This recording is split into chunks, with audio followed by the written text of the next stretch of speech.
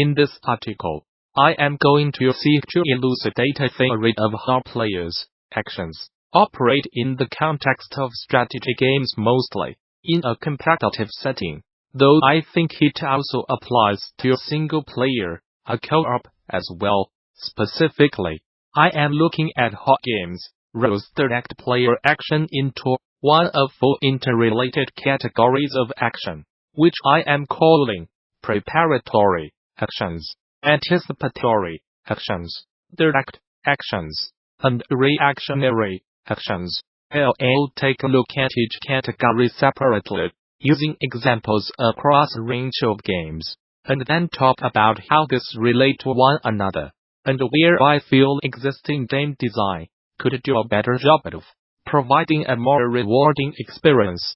Resource harvesting and building production structures are examples of preparatory actions. You are gearing up for the real fight later on. Most strategy game design leads players to focus intensely on the first category of action. Preparatory actions are exactly what they sound like. They are the player preparing for something to happen. Building up your economy, training workers, building refineries, a manufacturing base, building production structures, researching tech upgrades, and building out your army are preparatory actions. For this, benefits are often not immediate and may take minutes of careful management to build up to a payoff, a better game position. You are building up towards being able to push out your army or to fend off the enemy's big attack. You are preparing to pull out your death ball, your super unit or super weapon. You are spending time and mental energy towards the goal of making something happen. These are incremental actions, with a long payoff. Few of them reach their peak performance within a small time period. Supreme Commander has a bevy of intricate preparatory interactions, such as building adjacency bonuses. These are the actions that players really seem to tend to enjoy on average. Games like Age of Empires, StarCraft 2, and Supreme Commander have intricate and comprehensive systems of preparatory actions that provide a high degree of control of economic outcomes. In general, players tend to want to build an intricate base that's laid out just so and maximize their build order to get those Banshees out in as few seconds as possible, overly focusing on preparatory actions. However, is bad for a competitive game. Just ask Gradual, a forged battalion. Gradual's gameplay is really loaded with a gradual ramp up to a large army. Once you are in the middle of a battle, you do not really have a lot of tools to react to your opponent's actions, or manipulate the battle in meaningful ways beyond backing off and trying not to lose too much of your army. Winning a gradual match comes down, more often than not, to your ability to maintain and expand that income to support army replenishment. Incorporated on manufacturing ran supreme, to the game's detriment. I hate to derail this entirely to dump on gradual, but a lot of this comes down to slow average unit move speeds, and production and harvesting operations. Refineries mostly being highly defensible, combined with a low-impact counter system, means that harassment is difficult to pull off, and it's difficult to counter a large army with a smaller one. The game provides very little wiggle room, or ability to pull out any sort of "oh crap" measure to reverse your fortunes, and a small number of units do not have a lot of room to make a big impact.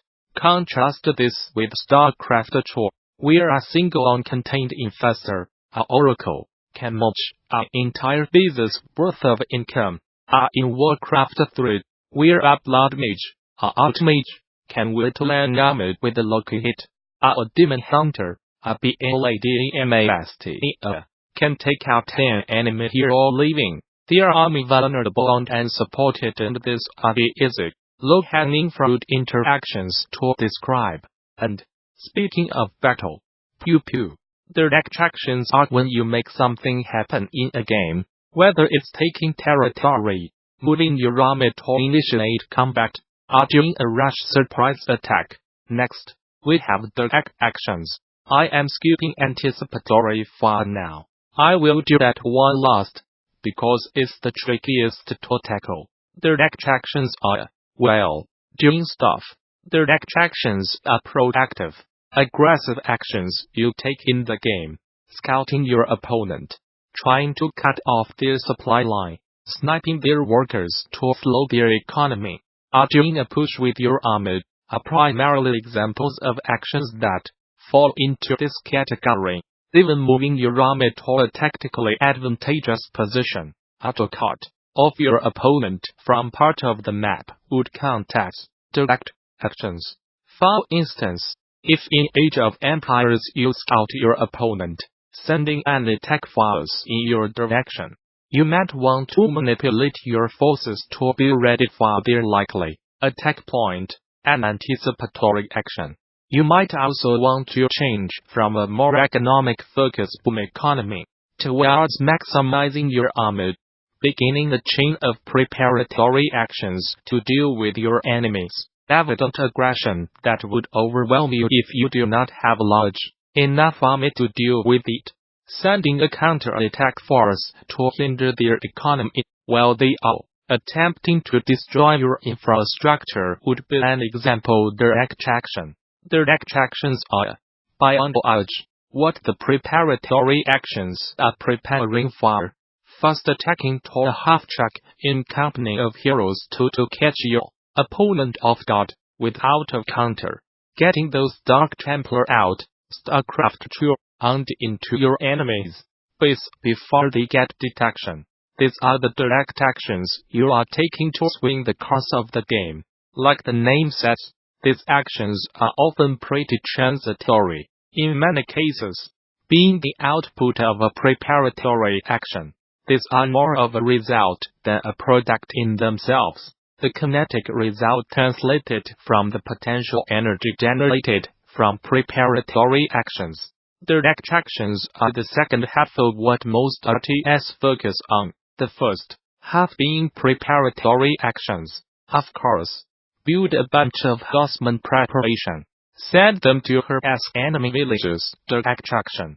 Turtle up to get a nuclear missile preparation. Slam that missile into the enemy base, direct action. MOBAs, especially Heroes of the Storm, tend to have comparatively few preparatory actions and focus player attention on anticipatory and reactionary action types. Reactionary actions are the ones players take during or in response to other actions, particularly in combat situations, are almost always reactionary in nature.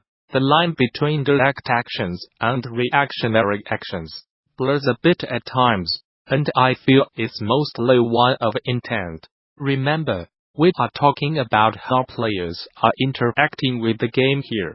So, where a direct action is sending your army out to attack your opponent, best case, with maybe a surprise sneak attack at enemy production lined up. The reactionary actions that follow consist of the Psionic Storms, Stalker links, Yamato cannons, Marine micro, grenade tosses, etc. that you are performing to ensure the success of your intended course of action.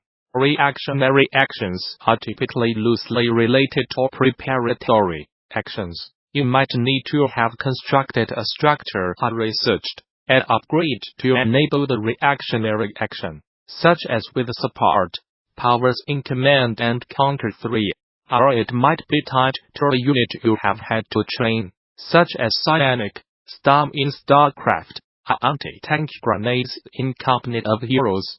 These actions are the ones you take in the moment to impact the outcome of an engagement or interaction, making the best use of the tools you have acquired in the preparatory phase to ensure a better outcome for yourself than your opponent.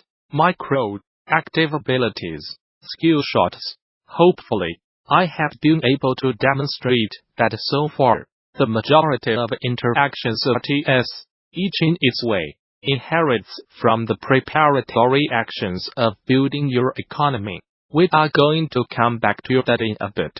But first, anticipatory actions. Universe at War and the command and counter games feature design that supports some fantastic anticipatory actions. I saved anticipatory actions for last, since they are not really generally a formalized piece of the puzzle in strategy games. These are actions you perform as a last-minute adjustment right before an engagement begins. You almost always cannot perform the anticipatory action without having prepared the constructed unit. But it's not quite the same order of thing. To me, if I were to establish a relationship between the 4 types of action, it would be: preparatory actions precipitate direct actions, direct actions precipitate anticipatory actions, anticipatory actions precede reactions,